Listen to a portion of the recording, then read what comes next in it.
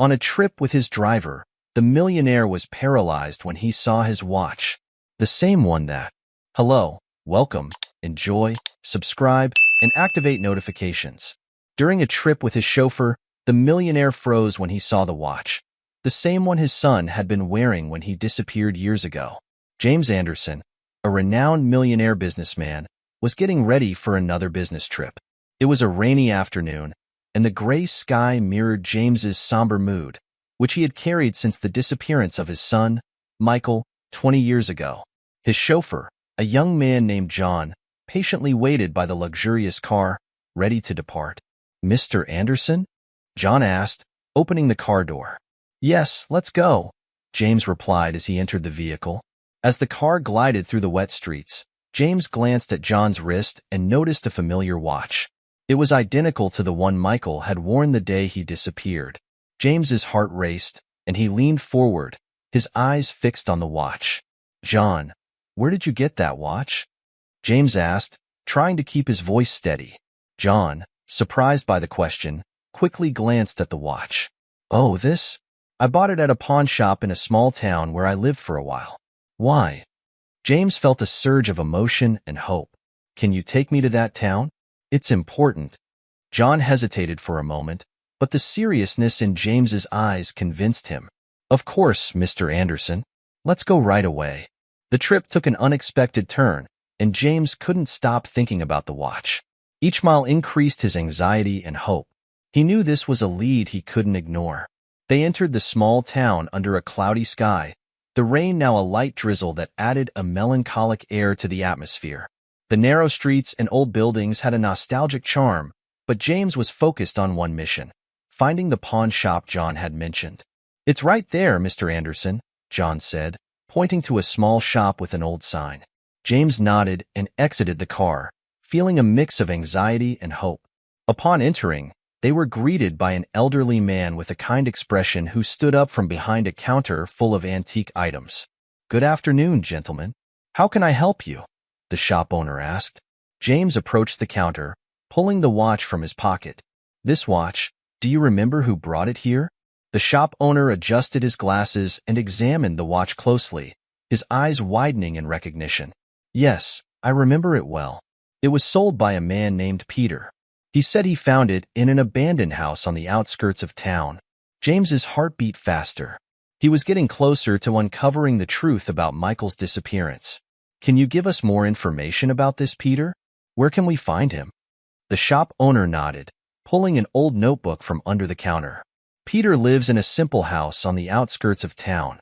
He's a reserved man, but I think he'll talk to you about the watch."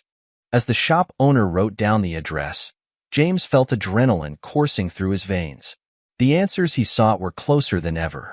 John, watching intently, noticed the urgency in James's expression. "Thank you, sir," James said, taking the piece of paper with the address. "You don't know how much this means to me." "I hope you find what you're looking for," the shop owner replied with a compassionate smile. James and John left the shop and returned to the car. The anxiety was palpable, but there was also a renewed thread of hope. John drove through the narrow streets, following the written directions. Finally, they arrived at a modest house surrounded by an unkempt garden. "This is it," John said, turning off the engine. James took a deep breath before getting out of the car. Each step toward Peter's house felt like a step into the unknown, but he was determined to move forward. John knocked on the door, which was opened by a tired-looking middle-aged man. "Peter?" James asked, trying to keep his voice steady. "Yes, that's me. Who are you?" Peter replied, looking curiously from James to John. "My name is James Anderson. We need to talk about a watch you found in an abandoned house." Peter glanced at the watch James held and frowned. "Ah, yes, I remember. Please, come in." James and John followed Peter into his modest home. The atmosphere was simple but cozy. Peter led them to the living room and offered them seats. The watch that had sparked this entire journey rested on the table between them. James, anxious for answers, decided to start the conversation. "Peter, we need to know everything you can tell us about the house where you found this watch," James said, looking directly at him. Peter sighed and nodded, as if preparing to relive old memories. "The house is on the outskirts of town, in an area that was abandoned a long time ago. In the 90s, it was known for illicit activities, drug trafficking, smuggling, and they say even a child trafficking ring operated there. James felt a shiver run down his spine upon hearing this. "Can you take us there?" he asked, determined. Peter hesitated for a moment, but finally agreed. "Yes, I can take you, but I must warn you, the place is dangerous. Many avoid going there because of its dark history." "We're willing to take the risk," John replied resolutely. Peter got up and took a coat. "Very well, follow me." The trio left Peter's house and got into James's car. As Peter gave directions, the atmosphere in the car was tense. James couldn't stop thinking about all the possibilities and how that house could finally give him the answers about Michael's whereabouts. After a few minutes of driving, they arrived at a dirt road leading to a group of abandoned houses. The overgrown vegetation and deteriorated facades gave the place a ghostly appearance. "This is it," Peter said. "One of those houses is where I found the watch." James and John got out of the car and followed Peter to the entrance of the house.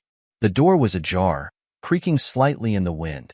Inside, it was dark and smelled of mold and decay. Peter turned on a flashlight and guided them through the house. "I remember finding the watch in one of the rooms upstairs," he explained, climbing the creaky stairs. Upstairs, they entered a room that seemed to have been an improvised office. There were broken furniture and papers scattered on the floor. Peter pointed to an open drawer in an old desk. "It was there that I found the watch." James and John were in the dark, decaying office of the abandoned house. Peter's flashlight illuminated documents and photographs scattered on the floor, revealing a sinister story. James felt a shiver as he realized what those papers could mean. "We need to keep looking," James said, trying to stay calm. He knew any clue could be crucial in finding Michael. John found a dusty folder in a corner and opened it. Inside, there were detailed records of illegal activities, including child trafficking. James took the folder and began reading carefully. The descriptions were horrifying, detailing how children were kidnapped and sold. "My God, this is terrible," John murmured, looking over James's shoulder. James continued reading, each word a blow to his heart. He found Michael's name listed in one of the records, confirming his worst fears. "Michael was one of the victims," he said, his voice breaking. "They took him from us and sold him like a commodity." Next to the records were photographs of various children. James recognized Michael's face in one of the photos. His son's lost gaze broke his heart. "I will find you, Michael. I promise," he murmured, feeling tears welling up in his eyes. John continued searching the office and found another clue. "Look at this, James," he said, handing him a yellowed piece of paper. It was a letter written by someone named Mary, mentioning the children's hideout and Michael's name. "Dear Mary, our efforts to hide the children are becoming more difficult. The authorities are starting to suspect.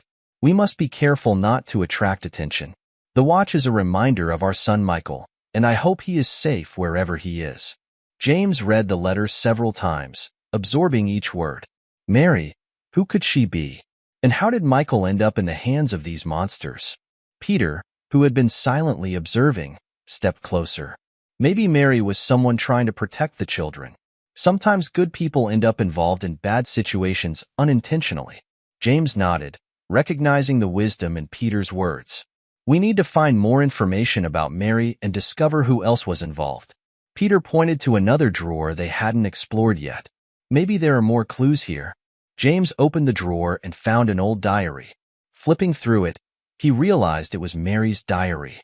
It contained details about her attempts to protect the children and the difficulties she faced. There were also mentions of an orphanage in the neighboring city where some of the children were taken. "This could be the key," James said, holding the diary firmly. "We need to go to that orphanage. There may be more information about Michael there."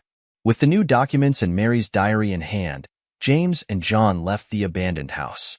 Night was falling, and the sky was tinged with red and orange. James felt he was closer to finding Michael, but he knew the journey was far from over. As they returned to the car, James looked at John. "Thank you for helping me on this journey, John. I don't know what I would do without you." John smiled and nodded. "We're in this together, Mr. Anderson. We're going to find Michael and bring justice for all these children." The next morning, They set out for the neighboring city, following the clues left by Mary in her diary. The hope of finding Michael grew stronger with each mile. Finally, they arrived at an old orphanage with a brick facade covered in green vines. "This is it," John said, parking the car. James looked at the building with a mix of hope and anxiety. They entered together and were greeted by a kind nun who seemed to run the place. "Good morning, how can I help you?" the nun asked with a welcoming smile. "We're looking for information about a boy named Michael," James said, showing the photo he found in the abandoned house. "We believe he may have passed through this orphanage in the 90s. The nun looked at the photo and frowned, trying to remember. "Let's check our records. Please, follow me." They followed her to a small, simple office. The nun began searching through old files, pulling out cards and folders. After a few minutes, she found a record with Michael's name. "Here it is," she said, handing the card to James. "Michael arrived at our orphanage in 1995. He was one of many cases of children who came here without identification, victims of terrible situations." James read the record, each detail increasing his hope. "And what happened to him?" "Michael was adopted by a wealthy family shortly after arriving here," the nun explained. "They took him to another country. I have the details of the adoption here if you want to see them." James nodded, and the nun pulled out another card with information about the adoptive family. The Morales family adopted him and took him to Spain. They always showed a lot of love and care for him. James felt a mixture of relief and sadness. Knowing Michael was in good hands was a comfort, but it also meant he had lived his whole life without knowing his true origins. "Do you have any current contact with that family?" "Unfortunately, we don't have recent updates," the nun replied. "But I can give you the address we have on record. Maybe that will help." She wrote down the address and handed it to James, who thanked her immensely. "This is more than I could have hoped for. Thank you very much for your help. I hope you find Michael and that he knows how much he is loved," the nun said with a compassionate look. James and John left the orphanage with the new information. The trip to Spain now seemed inevitable, but James was determined to follow every lead until he found his son. Back at home, James felt the tension and hope grow each day. With the address in hand and a new clue about Michael's whereabouts, he decided the best way to proceed was to hire private investigators. He needed experienced professionals who could locate Michael with precision and discretion. The next morning, James contacted a renowned investigation agency. After explaining the situation, the agency immediately assigned two of their best detectives to the case. Carlos and Anna met with James at his home to discuss the details and plan a course of action. "We need to be quick and efficient," James said. "Every day that passes is another day without my son." Carlos nodded. "We'll start right away, Mr. Anderson. We need as much information as possible about Michael and the adoptive family." James handed over the orphanage records and the address provided by the nun. "This is all we have so far. They took him to Spain and renamed him Richard." "Leave it to us," Anna said. "We'll use all the resources at our disposal to find Richard." The following days were a mix of anxiety and hope for James. He could barely sleep, waiting for any news from the investigators. John, always by his side, tried to keep the spirits up but was also anxious for the results. After a week of intense investigation, Carlos and Anna returned to James's house with news. James's heart raced when he saw the serious but hopeful expressions on the detectives' faces. "We have good news," Carlos began. "We managed to locate Michael, or rather, Richard, living with a loving family in Spain, just as the records indicated." Anna continued, "The Morales family has taken very good care of him. Richard grew up in a stable and loving environment. He is currently studying at a university and is well integrated into the community." James felt immense relief upon hearing this. "Thank God he's okay. And what about contacting the family? Did you manage to get any information on how we can approach them?" Carlos nodded. "We have detailed information about their schedules and routine. We believe the best way would be a discreet meeting where you can explain the situation without causing a commotion." James reflected for a moment. "I need to see him as soon as possible. I can't wait any longer. Let's go to Spain immediately." Anna smiled. "We anticipated that. We have tickets and accommodations reserved for you and John. We'll accompany you to ensure everything goes smoothly." With his heart racing, James prepared for the trip. The idea of finally reuniting with Michael, now known as Richard, filled him with hope. He packed his bags carefully, including the old photographs and the watch that had sparked this entire journey. John, by his side, offered words of encouragement. "We're almost there, Mr. Anderson. We're going to find Michael and bring him home." The next day, they boarded the plane to Spain. The trip was long, but James could barely sleep. His mind focused on the imminent reunion. Every moment on the plane was a mix of anxiety and anticipation, but John's calm presence helped keep him focused. Upon landing in Spain, Carlos and Anna were ready to accompany them to the place where Richard lived. They arrived at a cozy house on the outskirts of a quiet town. The Morales family seemed to be at home, following their daily routine. "It's time," James said, taking a deep breath. "Let's find him." James took a deep breath and, with his heart pounding, walked toward the door of the Morales house. Anxiety consumed him, but the hope of finally reuniting with Michael gave him strength. Carlos and Anna accompanied James and John, staying discreetly in the background. James knocked on the door and waited. Seconds later, the door opened, revealing a middle-aged woman with a welcoming smile. "May I help you?" she asked. "Good afternoon," James said, trying to keep his voice steady. "My name is James Anderson. I'm here to talk to Richard Morales." The woman's expression changed to a mix of curiosity and concern. "Of course, he's in the garden. I'll call him." James waited at the entrance, looking around the house that now sheltered his son. Moments later, a familiar-looking young man appeared at the door, his eyes reflecting a mix of curiosity and caution. "Richard?" James asked, feeling a lump in his throat. "Yes, that's me. Who are you?" the young man replied. James pulled out the watch from his pocket and showed it to Richard. "This watch belonged to my son, Michael. He disappeared 20 years ago. I believe you are my son." Richard looked at the watch and then at James, clearly confused. "That's impossible. I was adopted when I was very young. I don't know anything about Michael." James, his hands trembling, pulled out a series of old photos from his pocket and handed them to Richard. "These are photos of Michael. Look, this one was taken shortly before he disappeared." Richard took the photos and carefully examined them. The images showed a smiling boy who looked very much like him. The resemblance was undeniable. He looked at James, still trying to process the situation. "I don't know what to say," Richard said, visibly emotional. "This is a lot to take in." "I understand," James said, his voice filled with emotion. "It's a lot to absorb all at once, but please believe me. I've spent all these years searching for you." Richard felt tears well up in his eyes. "If this is true, then my whole life has been a lie." "No," James said gently. "You had a good life with a loving family, and I'm eternally grateful for that. But you have the right to know where you come from, to know your true story."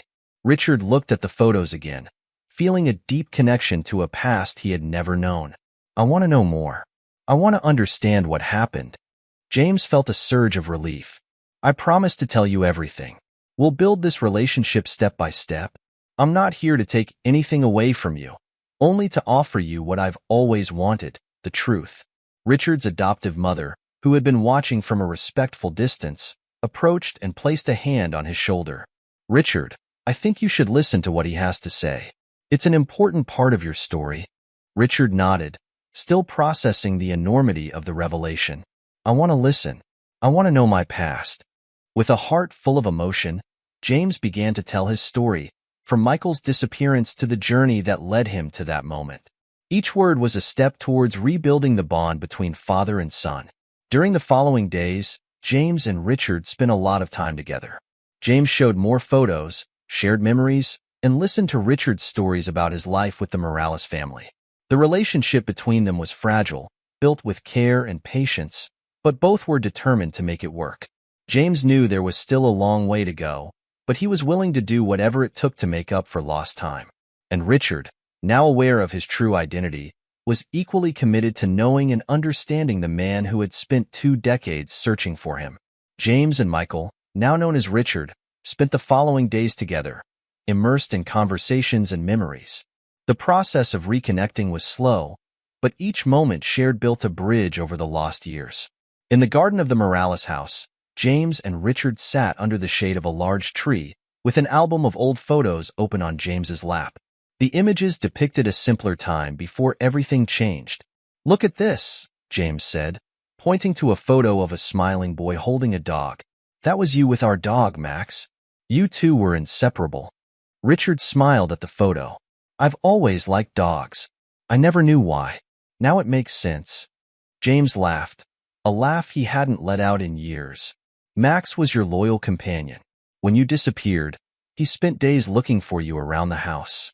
Richard fell silent for a moment, absorbing the information.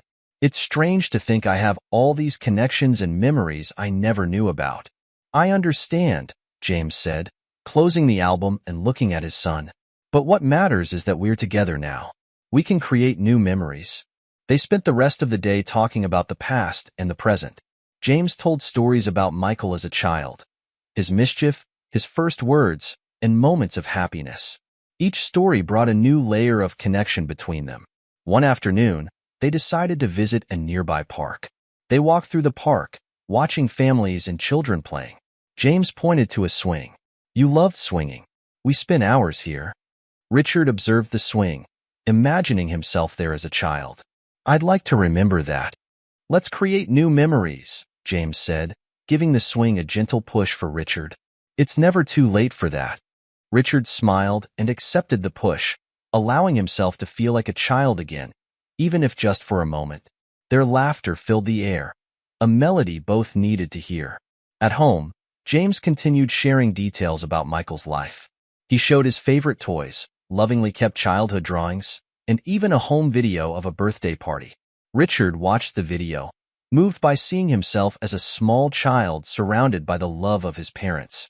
"This is incredible," Richard said, tears in his eyes. "It's like I'm discovering a part of me that was always missing." James nodded, equally emotional. "And that part has always been important to me. Now we can fill that void together." Each day, the relationship between James and Richard grew stronger. They spent hours together, talking, laughing, and even arguing. Each interaction was a step in building a new bond, a new relationship between father and son. One night, while watching an old home video, Richard turned to James. "Thank you for never giving up on me. I can't imagine how hard it must have been."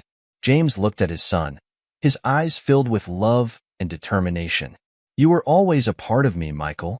Giving up was never an option." Richard smiled, feeling more connected to James than ever. "And now we have a second chance. Let's make the most of it."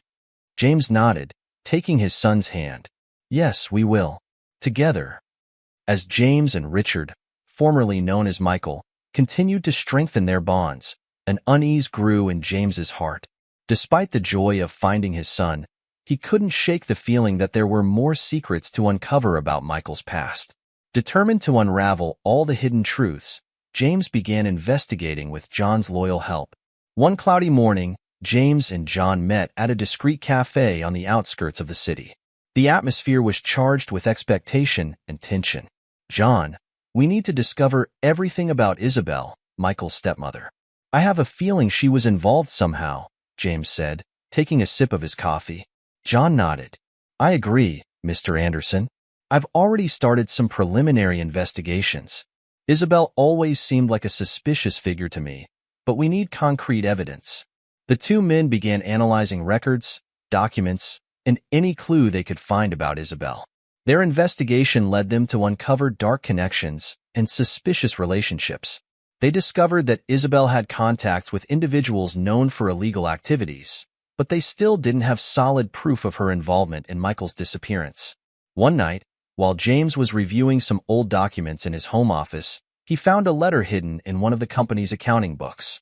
The letter was addressed to Isabel and mentioned suspicious financial transactions during the period Michael disappeared. James felt a shiver as he read the contents. "John, look at this," James called out immediately to his friend. "I found a letter that could be the key to exposing Isabel. It mentions financial transactions during the time of Michael's disappearance." John arrived at James's house within minutes. They analyzed the letter together, realizing that Isabel had received large sums of money from unknown sources. "This is very suspicious," John said. We need to find out where that money came from and where it went. James and John decided to investigate Isabel's financial activities more thoroughly. They managed to trace some of the involved accounts, discovering they were linked to a child trafficking network that operated in the 90s. With each new discovery, their suspicions about Isabel grew, but they still lacked definitive proof to confront her. James and John's persistent investigation finally began to bear fruit. The puzzle pieces were coming together, revealing a picture of betrayal and greed. James was determined to unmask Isabel and ensure she paid for her crimes. One cloudy morning, James and John met again at the discreet cafe where they had started their investigations. "John, I think we're close to a crucial discovery," James said, examining a set of newly obtained documents. John nodded, his eyes fixed on the papers. "We need to find the definitive connection between Isabel and the child trafficking network. Only then can we prove her involvement in Michael's kidnapping." The final clue came from an unexpected source. An old accomplice of Isabel, filled with remorse, decided to confess everything in exchange for protection. James and John arranged a meeting with him in a safe place. The man, visibly nervous, began to speak. "Isabel was always obsessed with your family's fortune. When she discovered that James planned to leave everything to Michael, she saw an opportunity. She contacted a child trafficking network and orchestrated Michael's kidnapping." James felt a knot form in his stomach. Why? Why would she do that? "Greed," the man replied. "She wanted to ensure the entire fortune stayed under her control. When Michael disappeared, she took control of the family business, manipulating everything in her favor." With the accomplice's confession, James and John finally had the proof they needed. They returned immediately to James's house to confront Isabel. Upon arrival, they found her sitting in the living room, seemingly calm and unaware. James was determined to end this painful journey once and for all. With the evidence in hand and John's support, he knew the moment had come to confront Isabel. The truth had to come out, not only for justice but also to free Michael from a past wrapped in lies. Early in the afternoon, James called Michael for a serious conversation. "Michael, we need to talk about something important, something that could change everything." Michael looked at his father, worried. "What's going on, Dad?" "I want you to be present when we confront Isabel. You deserve to know the truth," James said, his voice firm. Michael nodded, feeling a mix of anxiety and determination. Together, they headed to the living room, where John was already waiting. Isabel sat reading a book, unaware of what was about to happen. "Isabel," James called out firmly. She looked up, seeing the serious expressions on their faces. "We have something very important to discuss." Isabel closed the book slowly, realizing something was wrong. "What is it, James?" "We discovered everything," James said, placing the documents on the table. "We know you were responsible for Michael's kidnapping." Isabel turned pale. "That's absurd. How can you think something like that?" John stepped forward, placing the accomplice's confession in front of her. "The confession of one of your accomplices, Isabel, and all the evidence linking you to the child trafficking network." Michael looked at Isabel, incredulous. "Is it true? Did you really do that?" Isabel tried to maintain her composure. "Michael, dear, you don't understand. I did it for us, for our safety." "Safety?" Michael shouted, his voice filled with a mix of anger and pain. "You destroyed my life, took me away from my family." Isabel tried to approach Michael, but he stepped back, his eyes filled with tears. "I loved you as if you were my son," she said, her voice trembling. "I only wanted to secure our future. Our future at the cost of my childhood, of my family's love?" Michael trembled with rage. "You're a monster." James placed a comforting hand on Michael's shoulder. "She will pay for her crimes, son. We will make sure of that." Realizing there was no escape, Isabel broke down in tears. "I only wanted a better life for us." "At what cost, Isabel?" James said bitterly. "At the cost of destroying a family."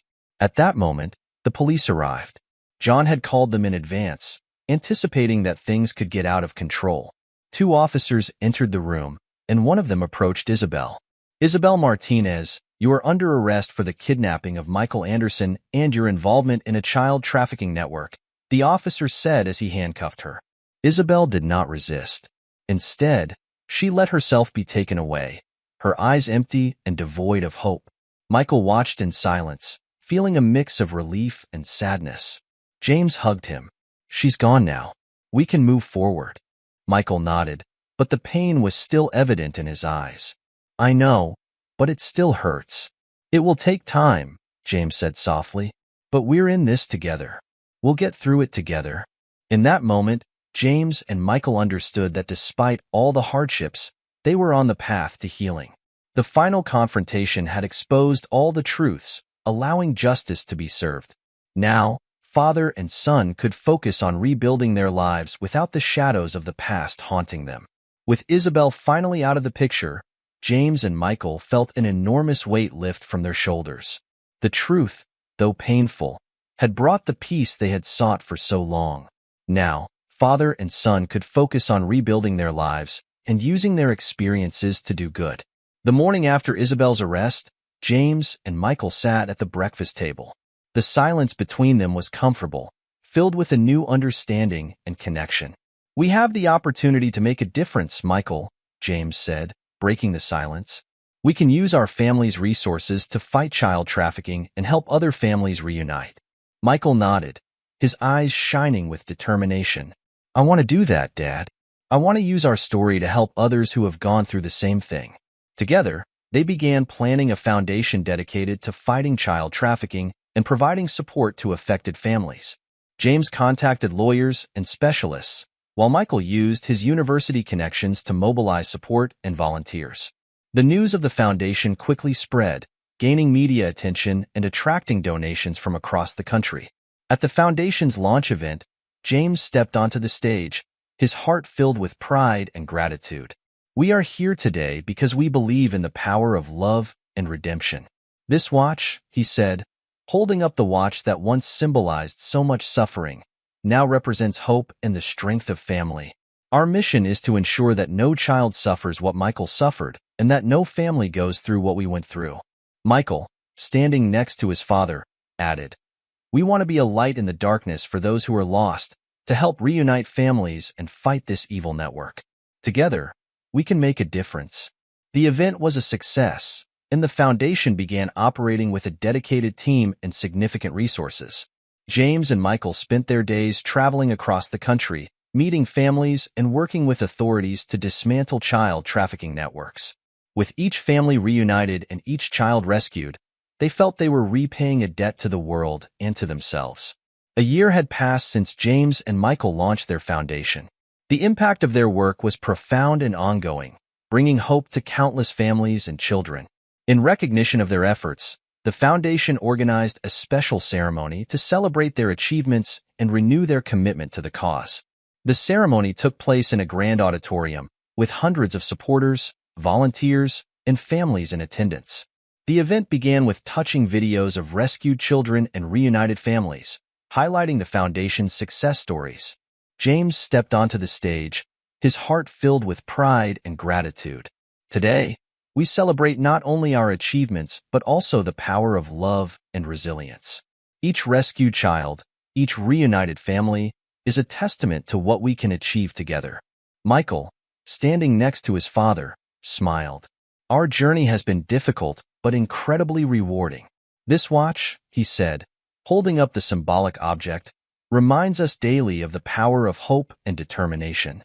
The ceremony continued with inspiring speeches from volunteers, supporters, and even children who had been helped by the foundation. Each story reinforced the importance of James and Michael's work. After the ceremony, James and Michael met with several families who had been helped by the foundation.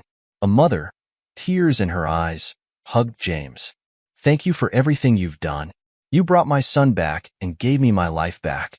James, moved, responded, That's what motivates us every day. Seeing families reunited and children safe is the greatest reward. That night, back at the foundation's headquarters, James and Michael reflected on all they had achieved. The office was filled with thank you letters, photos of rescued children, and mementos of their journey. It's been an incredible journey, Michael said, looking at the photos on the wall. But I feel there's still so much to do. James nodded. There always will be. But every step we take, every life we touch, makes a difference. And we're doing it together. Michael smiled. Yes, together. And we'll keep going, no matter how hard it gets. The next day, James and Michael traveled to a new city where a child trafficking network was being dismantled. They were on the ground with local authorities, coordinating efforts and offering support to the victims. During the operation, they found a frightened, alone 10-year-old girl. Michael approached her carefully. Hi, my name is Michael. You're safe now. The girl looked at Michael with big, scared eyes. She was so frightened. Michael gently hugged her. You don't have to be afraid anymore. We'll take care of you. The girl nestled in his arms, feeling the comfort and safety Michael conveyed. James watched the scene, feeling profound gratitude for having Michael by his side. Every rescue, every life saved, reinforced their commitment to the cause. As James watched Michael comfort the girl, he couldn't help but reflect on how much his son had grown and how compassionate and brave he had become. That scene filled him with pride and hope, showing him that they were on the right path. At the end of the day, as the sun set on the horizon, James and Michael sat on a hill, watching the landscape. The sky, painted with shades of orange and purple, seemed like a symbol of renewal and new beginnings. We did a lot today, James said, his heart filled with pride and a touch of emotion in his voice. But there's still a lot to do, Michael replied with determination. And we'll do it, James said, placing a hand on his son's shoulder. Together, we'll keep fighting for justice and hope. Our work is just beginning, and we have the strength to make a difference. The watch, now a symbol of redemption and strength, continued to accompany James and Michael on every step of their journey. Each tick reminded them of the time they had lost, but also of the future they could build together. As time passed, James and Michael kept their promise under the starry sky. They expanded the foundation to new areas, touching lives in different countries and cultures. With each rescued child and each reunited family, their mission grew stronger. Their commitment to justice and hope became a beacon for many, inspiring others to join the cause. Over the years, James and Michael's foundation became a global movement, attracting thousands of volunteers and supporters. Their hard work and dedication created a network of solidarity that reached the most remote corners of the world. And in every place they visited, the watch continued to mark the time, no longer as a symbol of loss, but as a testament to redemption and the transformative power of love. In a special ceremony decades after the start of their journey, James and Michael were honored by world leaders for their tireless humanitarian work. Michael, now a mature and respected man, looked at his father with gratitude. Everything we achieved, we did together. And it all started with the search for justice and the hope of a reunion. James, visibly moved, smiled. The world needs more stories of love and redemption, and we did our part to write some of those stories. Back at the Foundation's headquarters, James and Michael looked at the walls adorned with photos of rescued children and reunited families. It was a constant reminder of their impact and the importance of never giving up. We did a lot today, James repeated, echoing words from a distant past, his heart still filled with pride. But there's still a lot to do, Michael replied, as always determined. And we'll do it, James said, repeating the familiar gesture of placing his hand on his son's shoulder. Together, we'll keep fighting for justice and hope. Our work is just beginning, and we have the strength to make a difference. At that moment, Michael realized that although they had achieved so much, the essence of their mission had never changed. The watch, the symbol of their journey, continued to mark the time, reminding them of the commitment they made years ago. With one last look at the stars shining above, James and Michael knew their legacy of love, justice, and hope would continue to inspire future generations. And so, with renewed determination and hearts full of purpose, father and son continued transforming the world, one life at a time, confident that together they could face any challenge the future might bring. I sincerely hope you enjoyed the story. I'm sure the next video appearing on your screen will also move you. Don't forget to subscribe to the channel, give it a like, and activate the notification bell so you don't miss our upcoming videos. A big kiss and see you in the next story.